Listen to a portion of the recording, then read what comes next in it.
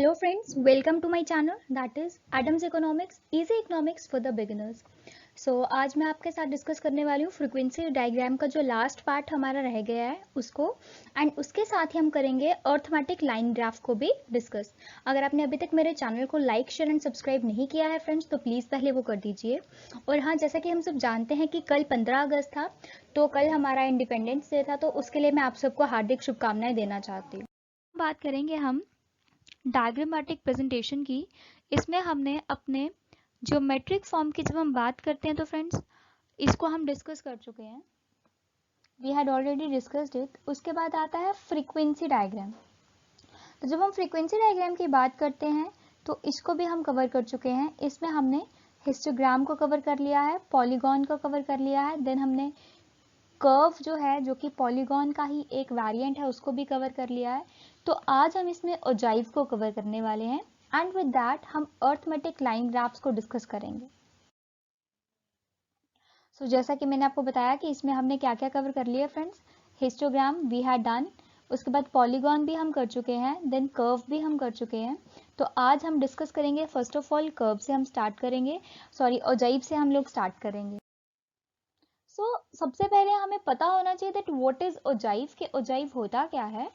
Ogive actually जो है ये एक स्मूथ वे है कर्व्स को ड्रॉ करने का, और इसमें हम कर्व्स को अपने असेंडिंग एंड डिसेंडिंग ऑर्डर में जो है वो क्या कर सकते हैं फ्रेंड्स, ड्रॉ कर सकते हैं। इसमें क्या होता है, इसमें हमें less than and more than के केसेस को किस तरह से सॉल्व करना है, अगर उस तरह का कोई केस गिवन हो तो उसको हमें ग्राफिकली कैसे प्रेजेंट करना है वो चीज इसमें बताई जाती है। और इसका दूसरा फ्रेंड्स नाम क्यूमुलेटिव फ्रीक्वेंसी भी है।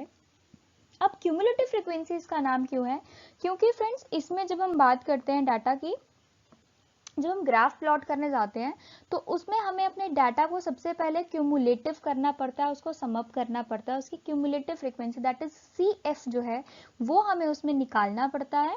तो वो कैसे निकाला जाता है एंड उसको निकाल के किस तरह से हम प्लॉट करते हैं इसको ग्राफ पेपर पे सो दैट कि ये एक स्मूथ कर्व बन जाए, वो हम आज देखेंगे। तो क्यूमुलेटिव फ्रीक्वेंसी के ऊपर मैं पहले भी लेक्चर ऑलरेडी बना चुकी हूँ, जो कि इंडिविजुअल लेक्चर है क्यूमुलेटिव फ्रीक्वेंसी के ऊपर, फ्रीक्वेंसी सीरीज नाम का टॉपिक है मेरा, जो कि लेक्चर नंबर मेरा 16 है, तो उसका लिंक भी मैं डिस्क्रिप्शन में दे दूंगी, आप चाहें तो वहां से भी इसको अंडरस्टैंड कर सकते हैं। अब ओजाइव की जब बात करते हैं तो फ्रेंड्स ओजाइव दो तरह के होते हैं, one is the less than ogive, एक होता है हमारे पास less than ogive, and second one is the more than ogive, और दूसरा कौन सा होता है friends, that is more than ogive.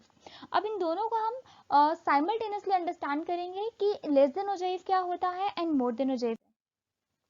तो सबसे पहले बात करते हैं यहाँ पे लेस देन ओजाइव की फ्रेंड्स। तो लेस देन ओजाइव में क्या करना है आपने, कि आपने फ्रीक्वेंसीज को एडअप करते जाना है। ठीक है फ्रेंड्स, क्या करेंगे, फ्रीक्वेंसीज को एडअप करेंगे, लेकिन फ्रीक्वेंसीज को एडअप करने के लिए हमें पता होना चाहिए कि हमारी फ्रीक्वेंसी को हमें कहाँ से लेना है, वेदर हमें जो अपना सेल बनाना है, जो अपना कॉलम को हमें प्लॉट करना है, वो अपर लिमिट से आएगा या लोअर लिमिट से आएगा, ये बहुत इंपॉर्टेंट चीज़ है। और ये लिमिट्स के ऊपर भी मैंने एक सेपरेट वीडियो बनाया हुआ है, जो कि मेरा लेक्चर नंबर 15 है। तो आप इससे पहले लेक्चर नंबर 15 को एंड 16 को प्लीज देख लीजिए एक बारी, एंड देन आप इस लेक्चर पे आइए। मैं तो आपको यही सजेस्ट करूंगी, बाकी थोड़ा बहुत आई डिस्कस हेयर, यहाँ पे भी मैं थोड़ा बहुत आपको बता दूंगी। तो अपर लिमिट को लेना होता है एंड फ्रीक्वेंसीज को एडअप करते जाना होता है हर एक फ्रीक्वेंसी को, ठीक है, जो भी हमारी सीरीज में, जैसे कि यहाँ पे आपके सामने डाटा लिया है, तो ये आपके पास जो है ना ये इंटरवल है, और इस इंटरवल में ये कॉन्टिन्यूस सीरीज इसको कहा जाता है। और कॉन्टिन्यूस सीरीज में क्या होता है फ्रेंड्स, हमारे पास दो चीजें होती हैं। वो दो चीजें क्या होती है, एक होती है हमारे पास अपर लिमिट एंड दूसरी होती है हमारे पास लोअर लिमिट। तो ये जो फर्स्ट वाली वैल्यू होती है फ्रेंड्स, इसको हम कहते हैं लोअर लिमिट, और ये जो सेकेंड वाली वैल्यू होती है इसको हम कहते हैं अपर लिमिट। तो ये मैंने ऑलरेडी जो है डिस्कस किया है, इसके ऊपर पूरा मेरा लेक्चर है, तो आप चाहें तो वहां से भी देख सकते हैं इसको। तो उसके बाद इसी के तरीके से यहीं से हमें क्या उठाना है, लेस देन ओजाइव को हमें कवर करना है। और लेस देन ओजाइव को कवर करने के लिए एक ही चीज का ध्यान रखना है कि हमें अपर लिमिट लेनी है। अब आपको पता है कि अपर लिमिट जो है वो कौन सी होती है, that is the right hand side of your class interval. जो भी आपका क्लास इंटरवल है कॉन्टिन्यूस सीरीज का, उसकी जो भी राइट हैंड वाली टर्म्स हैं उनको हम कहते हैं अपर लिमिट। तो लेस देन ओजाइव के केस में हम अपर लिमिट्स को ले लेंगे, तो less than 5, less than 10, less than 15, और इस तरह से हमारे पास फर्स्ट कॉलम जो है वो फ्रेम हो जाएगा हमारे सॉल्यूशन का। अब बात आती है क्यूमुलेटिव फ्रीक्वेंसी की। तो क्यूमुलेटिव फ्रीक्वेंसी को कैसे निकालना है, that is by adding up the frequencies.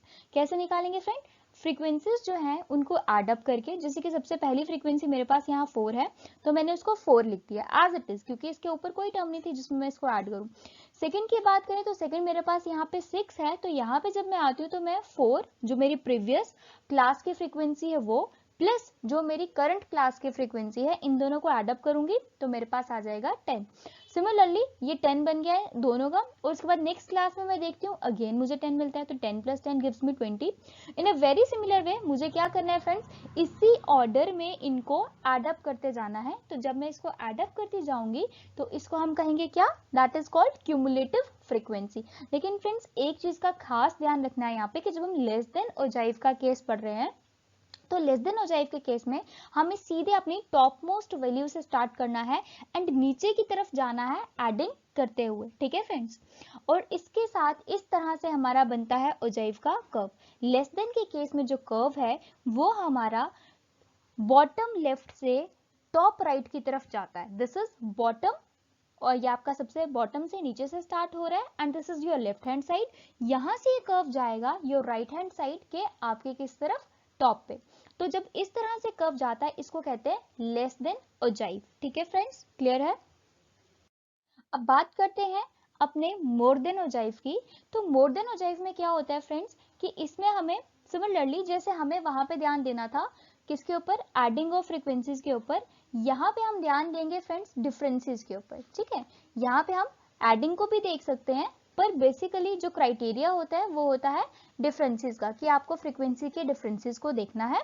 और एडिंग वाला जो है दैट इज योर ऑल्टरनेटिव है, ठीक है। एडिशन वाला वे भी है हमारे पास, वो हमारा ऑल्टरनेटिव वे है। इसमें हम दोनों तरीकों से कर सकते हैं, लेकिन ध्यान इस बात का रखना है कि यहाँ पे एडिशन करने का तरीका जो है वो थोड़ा सा हमारे पिछले से अलग होगा, मतलब लेस देन ओजाइव के केस से अलग होगा, तो वो देखेंगे कैसा है। And the most important second thing over here is कि यहाँ पे हमें लोअर लिमिट को देखना है। वहां पे हम किसको देख रहे थे फ्रेंड्स, अपर लिमिट को देख रहे थे, जो हमारा फर्स्ट कॉलम बनता है सोल्यूशन का, उसके लिए वहां पे हमने अपर लिमिट को देखा था। बट यहाँ पे हम किसको देखेंगे, लोअर लिमिट को देखेंगे। जैसे अगेन मेरे पास कुछ क्लासेस हैं, यहाँ पे सेम डाटा को कवर किया है मैंने less than and more than ogive को बताने के लिए। तो यहाँ पे अगेन आपके पास, अब आपके पास जो लोअर लिमिट है फ्रेंड वो कौन सी है, वो लोअर लिमिट आपके पास आती है ये वाली side, that is the left hand side of your class intervals. आपके जो क्लास इंटरवल्स हैं उनकी लेफ्ट हैंड साइड को जब आप कवर करेंगे so that is called your lower limit, उसको हम लोअर लिमिट कहते हैं। तो इस तरह से आपके पास जो है क्या बन जाएगा, एक मोर देन ओजाइव जो है उसका फर्स्ट कॉलम आ जाएगा। अब फर्स्ट कॉलम में क्या देखिए, more than 0, then comes more than 5, more than 10, more than 15। तो आप देख सकते हैं कि मैंने सिर्फ इन वैल्यूज को ही यहाँ पे क्या किया है फ्रेंड्स, कवर किया है। मैंने राइट हैंड साइड की कोई भी वैल्यू यहाँ पे नहीं ली है, ठीक है फ्रेंड्स। अब इसी के कॉरस्पॉन्डिंग मैंने यहाँ पे फ्रीक्वेंसीज को लिया है एंड फ्रीक्वेंसीज में मैंने क्या कहा था, सबसे पहले differences, what I had told you. मैंने क्या कहा आपको, मैंने कहा कि हमें डिफरेंसेस को कवर करना है, डिफरेंसेस ऑफ फ्रीक्वेंसी। तो डिफरेंसेस में मैंने क्या किया, सबसे पहले यहाँ पे हमारे पास टॉप मोस्ट में 100% आ जाएगा, जो भी इसका सम टोटल होगा आपका फ्रीक्वेंसीज का वो यहाँ पे आ जाएगा, टोटल वैल्यू यहाँ पे आएगी, क्योंकि 0 से सारी वैल्यूज बड़ी हैं तो इसलिए यहाँ पे आ जाएगा 100 आपके पास, ठीक है फ्रेंड्स। अब आपको क्या करना है, 100 में से फर्स्ट आपके कॉलम में सेकंड कॉलम का जो आपका फर्स्ट सेल है वो आपने फिल कर लिया है 100 से। अब इस 100 में से आप 4 को माइनस करेंगे, that is the previous value, ठीक है। इस करंट वैल्यू में से ये जो आपके सेकंड अगर आपको सेल को फिल करना है तो आपने जो क्यूमुलेटिव की आपकी प्रीवियस वैल्यू है उसमें से आपने नॉर्मल फ्रीक्वेंसी की प्रीवियस वैल्यू को क्या करना है, सबट्रैक्ट करना है and you will get a new value. Again उस न्यू वैल्यू में से प्रीवियस वैल्यू को दैट इज 6 को माइनस करेंगे तो 90 आ जाएगा, 90 में से 10 को माइनस करेंगे तो 80 आ जाएगा, 80 में से 10 को माइनस करेंगे तो 70 आ जाएगा। And in a very similar way आप माइनस करते जाएंगे तो आपके पास इस तरह से क्या होगा, ये आपके पास सीरीज बनती जाएगी, ठीक है फ्रेंड्स। अब मैंने कहा एक ऑल्टरनेटिव वे है, that is the way of addition. तो एडिशन के केस में क्या करेंगे आप, क्योंकि मोर देन ओजाइव के केस में आपको क्या करना है फ्रेंड्स, इस साइड को लेना है। तो यहाँ पे 35 पे एंड हो रहा है तो हम 40 तक नहीं जाएंगे, हम 35 पे ही स्टॉप करेंगे, ठीक है। अब 35 से जब आप स्टॉप करते हैं तो इसको आप नीचे से स्टार्ट कर लीजिए। अगर एडिशन का केस लेना है तो आप नीचे से स्टार्ट करेंगे और यहाँ पे फर्स्ट वैल्यू क्योंकि क्या है 5 है, इसके पीछे कोई भी वैल्यू नहीं है तो आप सिंपली 5 लिख देंगे। देन आप क्या करेंगे, 5 + 18 कर देंगे, ठीक है फ्रेंड्स, क्या करेंगे 5 + 18 कर देंगे तो वो 23 आ जाएगा। देन 23 + 22 करेंगे तो आपके पास 45 आ जाएगा।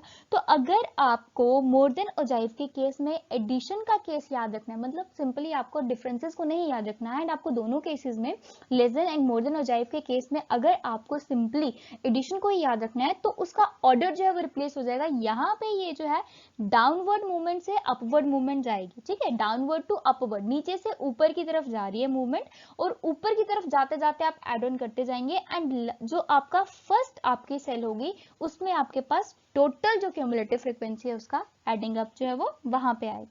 ठीक है फ्रेंड्स, जैसे कि लास्ट में आपने देखा था जो लेस देन ओजाइव का केस है उसमें आपके पास यहाँ पे 100 वैल्यू आ रही थी, लेकिन इसमें जो है यहाँ पे 100 वैल्यू आती है। ठीक है फ्रेंड्स, तो इसी के साथ हम इसके अगर ग्राफ को देखेंगे तो इसका जो ग्राफ है मोर देन ओजाइव का फ्रेंड्स, वो कहाँ जा रहा है, वो आपके डाउनवर्ड मूवमेंट शो कर रहा है। मींस आपके आपके लेफ्ट हैंड साइड टॉप से स्टार्ट होता है एंड आपके राइट हैंड साइड बॉटम में वो एंड अप होता है। तो ये एक बहुत ज्यादा डिफरेंस वाली बात है, क्योंकि ये कॉन्ट्राडिक्टरी चलते हैं। जो लेस देन ओजाइव का केस होता है वो अपवर्ड मूवमेंट शो करता है, जो मोर देन ओजाइव का केस होता है वो डाउनवर्ड मूवमेंट शो करता है। तो इन चीजों का खास ध्यान रखना है।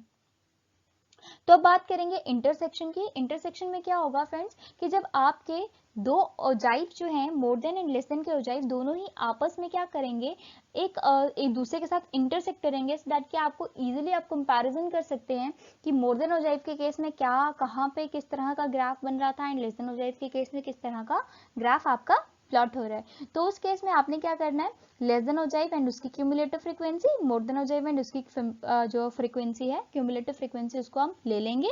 और यहाँ पे देख सकते हैं आपकी यहाँ पे 100 जो है लेस देन के केस में जो है that is the bottom most value, and अगर आप मोर देन की बात करें तो here it is at the top most value, तो यहाँ पे टॉप मोस्ट वैल्यू में, और इस तरह से इसका ग्राफ जो है वो कुछ बन जाएगा। अब लेस देन की बात करेंगे तो उसका कर्व ये वाला है फ्रेंड्स, और मोर देन की बात करेंगे तो उसका कर्व ये वाला है, एंड जब लेस देन की बात करेंगे तो उसका कर्व ये वाला है, क्योंकि लेस देन का कर्व कहाँ जाता है, अपवर्ड जाता है, एंड मोर देन का जो कर्व है वो डाउनवर्ड जाता है। ठीक है फ्रेंड्स, तो इसके साथ ही बात कर लेते हैं अर्थमेटिक लाइन ग्राफ्स क्या होते हैं, या उनको हम टाइम सीरीज ग्राफ्स भी कहते हैं। तो ऐसा क्या कहते हैं, तो इसके लिए सबसे ज्यादा इंपॉर्टेंट है कंस्ट्रक्शन ऑफ ग्राफ को अंडरस्टैंड करना। अभी तक हमने जितने भी पार्ट्स पढ़े हैं उन सब में हमने ग्राफ्स टर्म को यूज नहीं किया, हमने डायग्राम्स को यूज किया है, क्योंकि डायग्राम हम प्लेन पेपर पे भी बना सकते हैं, लेकिन ग्राफ के लिए we need a graph book, उसके लिए हमें ग्राफ बुक की रिक्वायरमेंट होती है। तो यहाँ पे बेसिकली हम देखेंगे कि किस तरह से हम ग्राफ को कंस्ट्रक्ट करते हैं और कौन से वेरियस पार्ट्स होते हैं ग्राफ के जो हमें अंडरस्टैंड करने होते हैं और हमें याद रखने होते हैं। सबसे पहले इस तरह से मैंने एक हॉरिजॉन्टल लाइन ले ली, देन एक वर्टिकल लाइन ले ली।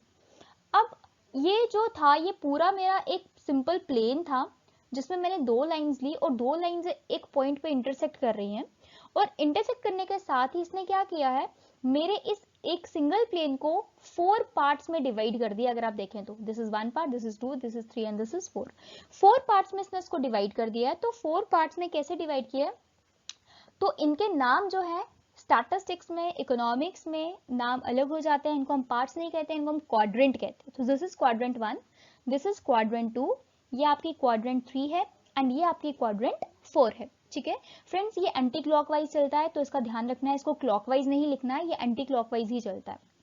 उसके बाद ये जो आपकी हॉरिजॉन्टल लाइन है इसको हम कहते हैं एब्सिसा, इसका नाम होता है फ्रेंड्स एब्सिसा और एक्स एक्सिस। वहीं जब हम अपनी वर्टिकल लाइन की बात करते हैं फ्रेंड्स, तो इसको हम कहते हैं ऑर्डिनेट और वाई एक्सिस। क्या कहते हैं फ्रेंड्स, ऑर्डिनेट और वाई एक्सिस। और ये जो पॉइंट है, point of intersection friends, this is denoted by O, symbol O से हम इसको डिनोट करते हैं, एंड इसको कहा जाता है पॉइंट ऑफ ओरिजिन। क्या कहा जाता है फ्रेंड्स, पॉइंट ऑफ ओरिजिन। और ये बता रहा है हमें कि ये एक्स एक्सिस क्यों है, क्योंकि यहाँ पे आपके पास एक्स और एक्स डैश हमने इस लाइन का नाम रखा है, एंड सिमिलरली दूसरी लाइन का नाम हमने रखा है वाई एंड वाई डैश। ठीक है फ्रेंड्स, ये y एंड y डैश क्या बता रहा है और x एंड x डैश क्या बता रहा है। x is a simple and y is a simple, that is your positive sides, ये दोनों आपकी पॉजिटिव साइड्स बताती हैं। लेकिन जो डैश वाली वैल्यू है, चाहे वो x डैश है या y डैश है, ये नेगेटिव टर्म्स को रिप्रेजेंट करते हैं। जैसे आप नंबर लाइन देखते हैं तो उसमें जीरो के जब आप लेफ्ट हैंड साइड मूव करते हैं तो वहां पे आपको नेगेटिव नंबर्स दिखते हैं, एंड जब आप राइट हैंड साइड मूव करते हैं तो आपको पॉजिटिव नंबर्स दिखते हैं।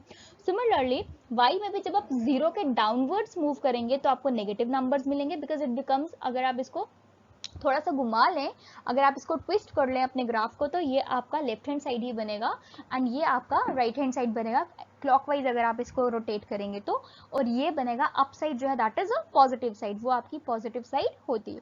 अब क्या होता है फ्रेंड्स, यहाँ पे जो हम वैल्यूज लेते हैं वो वैल्यूज हमने x एंड y की फॉर्म में लेनी है, क्योंकि ये हमें x की वैल्यू देता है और ये हमें y की वैल्यू प्रोवाइड करता है। तो फर्स्ट क्वाड्रेंट में दोनों वैल्यूज हमारे पास पॉजिटिव होती हैं।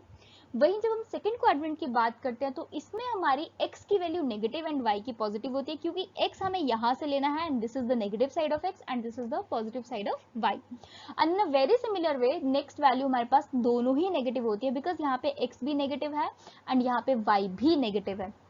एंड सिमिलरली फोर्थ क्वाड्रेंट में मूव करेंगे तो यहाँ पे x अगेन पॉजिटिव हो जाएगा, लेकिन y जो है मेरा वो कैसा रहेगा, वो फ्रेंड्स नेगेटिव ही रहेगा। तो अब ये क्या बता रहा है मुझे, ये चीज बता रहा है कि किस तरह से इनके सिंबल्स, इनके साइंस जो है वो कैसे रहेंगे। ठीक है, वो हमें ये क्वाड्रेंट्स जो है उनकी हेल्प से हम इनके साइंस को डिटरमाइन करते हैं, फर्स्ट थिंग। सेकेंड इज कि हमें इसमें हमेशा ये जो ऑर्डर्ड पेयर, एक पेयर बन रहा है ना, ये x एंड y का एक पेयर बन रहा है, इस पेयर को हमेशा हमें इसी ऑर्डर में लिखना है कि x वाली वैल्यू को हमेशा हमें पहले नंबर पे ही रखना है एंड y वाली वैल्यू को हमेशा दूसरे नंबर पे ही रखना है। और जब हम इसको क्लब करके एक साथ में इस ऑर्डर्ड पेयर को स्टडी करते हैं तो हम इसको कहते हैं कोऑर्डिनेट पॉइंट्स। क्या कहते हैं फ्रेंड्स, कोऑर्डिनेट पॉइंट्स। अदरवाइज हम इसको क्या कहते हैं, हम y वैल्यू को ऑर्डिनेट कहते हैं और हम x वैल्यू को एब्सिसा कहते हैं, लेकिन जब हम दोनों को कंबाइन करके स्टडी करते हैं तो हम इसको कहते हैं कोऑर्डिनेट पॉइंट्स। आई होप ये क्लियर हुआ होगा। अगर किसी भी पार्ट पे कोई डाउट हो तो प्लीज मुझे कमेंट करके आप पूछ सकते हैं। अब बात करेंगे ग्राफ्स में वन वेरिएबल को किस तरह से प्लॉट किया जाता है एंड टू वेरिएबल और मोर वेरिएबल को किस तरह से प्लॉट किया जाता है। तो सबसे पहले वन वेरिएबल की बात करते हैं। तो वन वेरिएबल मींस जहाँ पे हमने सिंपल एक ही वेरिएबल की बात की है, एक ही वेरिएबल को हमें प्रेजेंट करना है, एक्सप्लेन करना है, उसी के डाटा को रिप्रेजेंट करना है। और यहाँ पे मैंने एग्जांपल लिया प्रोडक्शन की। प्रोडक्शन किसी की भी हो सकती है, it can be the production of, you can say rice की प्रोडक्शन हो सकती है, वीट की हो सकती है, मेज की हो सकती है, ज्वार की हो सकती है, बाजरा की हो सकती है, it can be of anything, किसी भी चीज की हो सकती है। तो सपोज मैंने यहाँ पे जो प्रोडक्शन ली है दैट इज इन क्विंटल्स, वो क्विंटल्स में ली है मैंने, यानी कुछ मंथ्स मैंने यहाँ पे ले लिए 6 मंथ्स की। मैं जो है प्रोडक्शन को चेक कर रही हूँ, ये मेरा डाटा है। इस डाटा के बेसिस पे जब मैं ग्राफ ड्रॉ करूंगी तो वो ग्राफ मेरा इस तरह से बनेगा and this is called line graph. और इसमें हम लाइन ग्राफ बनाते हैं सबसे पहले, तो इसीलिए इसको लाइन ग्राफ भी कहा जाता है एंड अर्थमेटिक जो है ग्राफ भी कहा जाता है। अब यही अगर मेरे पास दो वेरिएबल्स हो जाएंगे तो उस केस में हम क्या करेंगे, तो चलिए देखते हैं कि दो वेरिएबल्स के केस में क्या करेंगे। तो दो वेरिएबल्स के केस में अगेन जहाँ पे दो वेरिएबल्स को एक्सप्लेन करें एंड मोर देन 2 होगा तो जितने वेरिएबल्स होंगे हम उन्हीं की बात करेंगे। तो यहाँ पे मैंने प्रोडक्शन जो कि पहले भी लिया था वेरिएबल वो लिया है एंड दूसरा वेरिएबल मेरा यहाँ पे सेल्स आया है फ्रेंड्स। तो प्रोडक्शन और सेल्स इस तरह से इसका डाटा मेरे पास अवेलेबल है कि इतनी प्रोडक्शन हुई है एंड इतनी सेल हुई है। Obviously sale is also in quintals, sale भी मेरी क्विंटल्स में ही होगी। तो इस तरह से मैंने इसको रिप्रेजेंट कर लिया है। तो ये देखिए दोनों लाइंस आपके सामने बिल्कुल स्ट्रेट है। ये जो नीचे वाली ग्रीन वाली लाइन है friends, this is representing your production, ये आपके प्रोडक्शन को रिप्रेजेंट कर रही है। एंड जो ऊपर आपके पास ऑरेंज वाली लाइन है वो आपकी सेल्स को रिप्रेजेंट कर रही है। ठीक है friends, for the sake of 6 months के लिए। तो यही अगर मैं और एक वेरिएबल ऐड ऑन कर दूं, सपोज मैं यहाँ पे कॉस्ट को ऐड ऑन कर देती हूँ। ठीक है, मैंने यहाँ पे क्या किया, मैंने यहाँ पे कॉस्ट को ऐड ऑन कर दिया। ठीक है, किसको ऐड कर रही हूँ मैं, कॉस्ट को ऐड कर रही हूँ यहाँ पे, और साथ में यहाँ मैं इसके साथ में एक और वेरिएबल को ऐड कर रही हूँ, दैट इज मैंने प्राइस को ऐड कर दिया। ठीक है फ्रेंड्स, मैं कॉस्ट एंड प्राइस को जब ऐड करूंगी सो व्हाट विल हैपन, तो मैंने क्या किया, मैंने इन दो वेरिएबल्स को यहाँ पे ऐड कर दिया। ये दो वेरिएबल्स को ऐड करने से क्या हो जाएगा, यहाँ पे जब मैंने दो वेरिएबल्स को ऐड किया तो इन दो वेरिएबल्स के ग्राफ्स भी अगर मैं ग्राफ पे प्लॉट करूंगी तो वो भी मेरे को यहाँ पे रिप्रेजेंट करेंगे, जो भी उनकी शेप होगी, अपवर्ड होगी, डाउनवर्ड होगी, या जैसी भी उनकी शेप होगी। तो ये आ जाएगा मोर देन 2 वेरिएबल्स का केस। ठीक है, होप मैंने आपको सब क्लियर किया हो। कहीं पे भी किसी भी पार्ट पे कोई डाउट हो तो मुझे पूछ सकते हैं। मैं अपने लास्ट लेक्चर्स के लिंक्स को डिस्क्रिप्शन में दे दूंगी, लेक्चर नंबर 15 को भी दे दूंगी और 16 को भी दे दूंगी। बिसाइड्स दैट जो हमारा इसमें लास्ट लेक्चर है उसके लिंक को भी मैं नीचे डिस्क्रिप्शन में दे दूंगी। तो किसी भी पार्ट पे कोई डाउट हो तो मुझे पूछ सकते हैं। ज़्यादा से ज़्यादा शेयर कीजिए, लाइक कीजिए और सब्सक्राइब कीजिए मेरे चैनल को, जो कि है Adams economics, easy economics for the beginners. और अगर अभी तक आपने बेल आइकन को नहीं दबाया है या सब्सक्राइब बटन को नहीं दबाया तो प्लीज़ जाके जल्दी से सब्सक्राइब कीजिए एंड बेल आइकन को दबाना मत भूलिएगा, क्योंकि बेल आइकन के बिना आपको मेरी किसी भी न्यू वीडियो की जो है न्यू लेक्चर की नोटिफिकेशन नहीं मिलेगी। ठीक है। सो बहुत सारे बच्चे फिर बाद में पूछते हैं कि मैम हमें नोटिफिकेशन नहीं मिली। तो नोटिफिकेशन इसीलिए नहीं मिलती है क्योंकि आप बेल आइकन को नहीं प्रेस करते। ठीक है। तो आई होप ये क्लियर किया होगा मैंने। तो जिसको भी कहीं पर किसी भी पार्ट पे कोई डाउट हो मुझे पूछ सकते हैं। Thank you.